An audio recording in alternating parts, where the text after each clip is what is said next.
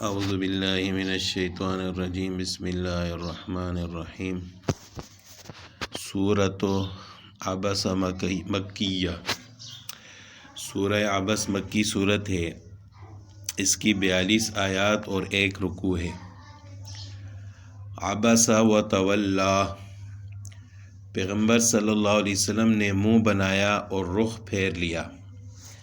اس سورت کا شان نزول یہ ہے کہ ایک بار رسول اللہ صلی اللہ علیہ وسلم بعض مشرکین کے سرداروں کو سمجھا رہے تھے، یعنی ان کی مجلس میں بیٹھے تھے، ان کو سمجھا رہے تھے، اور بعض روایات میں ان کے نام بھی ہیں: ابو جہل، عتبہ بن ربیعہ، ابی بن خلف، امیہ بن خلف، شیبہ وغیرہ۔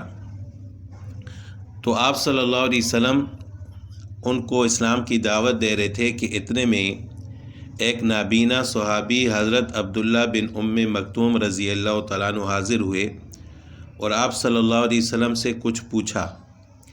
تو چونکہ آپ صلی اللہ علیہ وسلم ان کے ساتھ گفتگو فرما رہے تھے، یہ قطع کلام آپ کو ناگوار ہوا کہ آپ نے درمیان میں بات کیوں کی، آپ نے ان کی طرف التفات نہیں کیا، یعنی حضرت عبداللہ بن مکتوم رضی اللہ تعالیٰ عنہ کی طرف متوجہ نہیں ہوئے، اور ناگواری کی وجہ سے آپ جو ہے تھوڑا سا غصہ آپ صلی اللہ علیہ وسلم نے دکھایا۔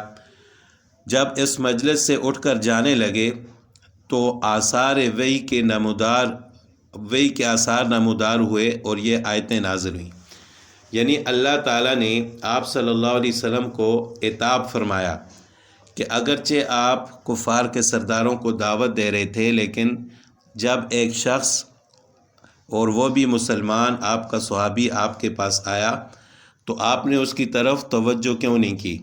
تو اس کے بارے میں اللہ تعالیٰ نے فرمایا کہ عبس و تولا، آپ صلی اللہ علیہ وسلم نے منہ بنایا اور رخ پھیر لیا۔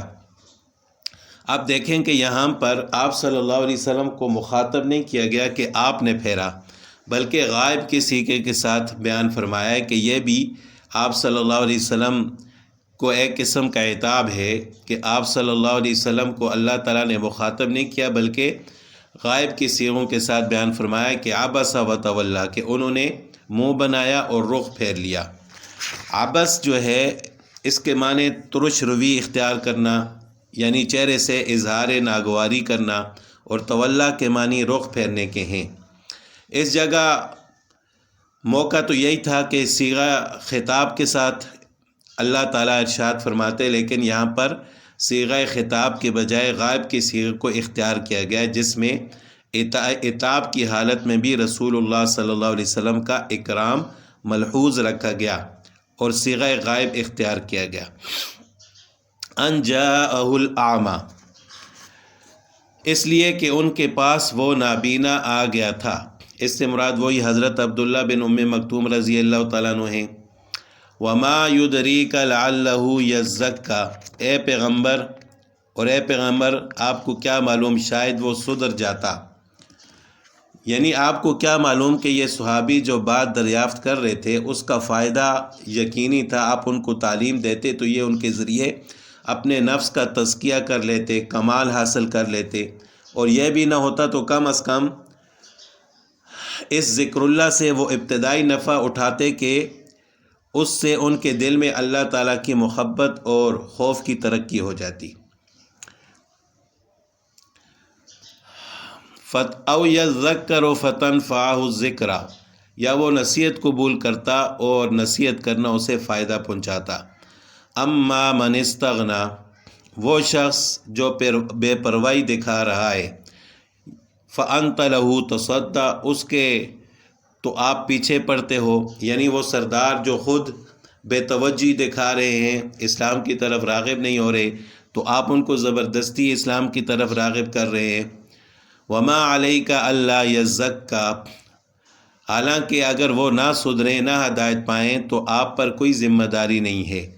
واما من جاءک یسعی، اور وہ جو محنت کر کے آپ کے پاس آیا، وہو یخشی، اور وہ دل میں اللہ کا خوف رکھتا ہے، فانت عنہ تلہی، اس کی طرف سے آپ لاپرواہی برتتے ہو۔ کلا انہا تذکرہ، ہرگز ایسا نہیں، یہ قرآن تو ایک نصیحت ہے۔ فمن شاء ذکر، اب جو چاہے اسے یاد کر لے، فی صحف مکرمہ، وہ ایسے صحیفوں میں درج ہے جو بڑے مقدس ہیں، مطہرہ مرفوعۃ مطہرہ، اونچے رتبے والے ہیں، پاکیزہ ہیں۔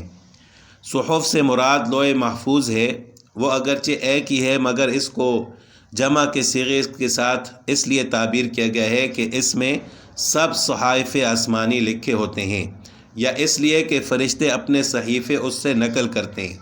مرفوعہ سے مراد ان صحیفوں کا عند اللہ عالی شان ہونا ہے، اور مطہرہ سے مراد یہ ہے کہ جنابت والے آدمی اور اسی طرح ناپاک عورت بے وضو کے لیے ان کا چھونا جائز نہیں ہے۔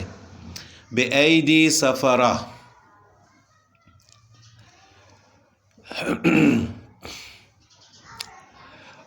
ان لکھنے والوں کے ہاتھ میں رہتے ہیں، بے ایدی سفرہ، ان لکھنے والوں کے ہاتھ میں رہتے ہیں، کرام بررہ، جو خود بڑی عزت والے بہت نیک ہیں۔ قتل الانسان ما اکفرہ، خدا کی مار ہو ایسے انسان پر وہ کتنا ناشکرا ہے۔ من ای شیء خلقہ، وہ ذرا سوچے کہ اللہ نے اسے کس چیز سے پیدا کیا ہے۔ من نطفہ، نطفے کی ایک بوند سے، خلقہ، پھر اللہ تعالیٰ نے اس کو پیدا کیا، فقدر، پھر اس کو خاص انداز بھی دیا، یعنی اس کو برابر کیا، یعنی ایک خاص اندازے کے ساتھ اس کی جسامت کو بنایا۔ ثم السبیل یسرہ، پھر اس کے لیے راستہ بھی آسان بنا دیا۔ اس کی ایک تفسیر حضرت عبداللہ بن عباس رضی اللہ تعالیٰ عنہما سے یہ منقول ہے کہ بچے کو ماں کے پیٹ سے باہر آنے کا راستہ اللہ تعالیٰ نے آسان بنا دیا، اور بعض حضرات نے اس کی تفسیر یہ فرمائی ہے کہ انسان کے دنیا میں جینے کا راستہ آسان بنا دیا اور اس کی ساری ضروریات دنیا میں مہیا فرما دیں۔ ثم اماتہ فاقبرہ، پھر اسے موت دی اور قبر میں پہنچا دیا۔ تخلیق انسانی کی ابتدا بیان کرنے کے بعد اس کی انتہا موت اور قبر پر ہے۔ اس کا ذکر اللہ تعالیٰ نے انعامات کے سلسلے میں فرمایا کہ یہ بھی مومن بندے پر ایک نعمت ہے کہ ہم اس کو قبر میں پہنچا دیتے ہیں۔ اس سے معلوم ہوا کہ انسان کی موت در حقیقت کوئی مصیبت نہیں بلکہ یہ نعمت ہے، جس طرح کہ حدیث میں آتا ہے کہ رسول اللہ صلی اللہ علیہ وسلم نے فرمایا، تحفۃ المؤمن الموت، کہ مومن کا تحفہ موت ہے، اور اس میں مجموعہ عالم کی اعتبار سے بڑی حکمتیں ہیں۔ فاقبرہ کے معنی پھر اس کو قبر میں داخل کیا۔ یہ بھی انعام ہے کہ انسان کو اللہ تعالیٰ نے عام جانوروں کی طرح نہیں رکھا کہ مر گیا تو وہیں زمین پر گل گیا، یا اس کو کہیں گڑھے میں پھینک دیا، یا کسی ویران جگہ پر پھینک دیا، یا پرندوں نے اس کو کھا لیا، بلکہ اس کا اکرام کیا گیا ہے کہ اس کو پاک کر کے کفن پہنا کر اچھے طریقے سے قبر میں رکھا جائے۔ تو اس آیت سے معلوم ہوا کہ مردہ انسان کو دفن کرنا واجب ہے۔ ثم اذا شاء انشرہ، پھر جب وہ چاہے گا اسے دوبارہ اٹھا کر کھڑا کر دے گا۔ کلا، ہرگز نہیں، لما یقضی ما امرہ، جس بات کا اللہ نے اسے حکم دیا تھا ابھی تک اس نے وہ پوری نہیں کی۔ فلینظر الانسان الی طعامہ، پھر ذرا انسان اپنے کھانے ہی کو دیکھ لے۔ انا صببنا الماء صبا، کہ ہم نے اوپر سے خوب پانی برسایا۔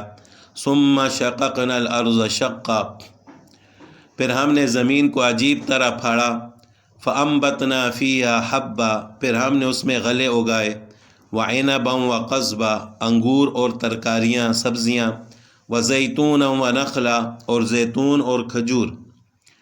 وحدائق غلبا، اور گنے گنے باغات۔ وفاکہۃ وابا، اور میوے اور چارہ۔ متاعا لکم ولانعامکم، سب کچھ تمہارے اور تمہارے مویشیوں کے فائدے کی خاطر، یعنی فاکہ تو انسانوں کے فائدے کے لیے، اور ابا اس سے مراد چارہ ہے جو جانور اور مویشی کھاتے ہیں۔ فَإِذَا جَاءَتِ الصَّاخَّةُ، آخر جب وہ کان پھاڑنے والی آواز آ ہی جائے گی، اس سے مراد قیامت ہے جس کا آغاز سور کی آواز سے ہوگا۔ صاخہ ایسے شور اور سخت آواز کو کہتے ہیں جس سے انسان کے کان بہرے ہو جائیں۔ یوم یفر المرء من اخیہ، یہ اس دن ہوگا جب انسان اپنے بھائی سے بھی بھاگے گا، و امہ و ابیہ، اور اپنے ماں باپ سے بھی، و صاحبتہ و بنیہ، اور اپنے بیوی بچوں سے بھی، لکل امرئ منہم یومئذ شأن یغنیہ، ان میں سے ہر ایک کو اس دن اپنی ایسی فکر پڑے گی کہ اسے دوسروں کا ہوش نہیں ہوگا۔ وجوہ یومئذ مسفرہ، اس روز کتنے چہرے چمکتے دمکتے ہوں گے، ضاحکۃ مستبشرہ، ہنستے خوشی مناتے ہوئے، وہ وجوہ یومئذ علیہا غبرہ، اور کتنے چہرے اس دن ایسے ہوں گے کہ ان پر خاک پڑی ہوگی۔ دوسری جگہ پر بھی اللہ تعالیٰ نے اس بارے میں فرمایا کہ یوم تبیض وجوہ و تسود وجوہ، اس دن کئی چہرے سیاہ ہوں گے اور کئی چہرے سفید ہوں گے۔ ترہقھا قترہ، سیاہی نے انہیں ڈھانپ رکھا ہوگا۔ اولئک ھم الکفرۃ الفجرہ، یہ وہی لوگ ہیں جو کافر تھے، بدکار تھے، یعنی یا تو کافر تھے یا مسلمان ہونے کے باوجود وہ اللہ تعالیٰ کی نافرمانی کرتے تھے۔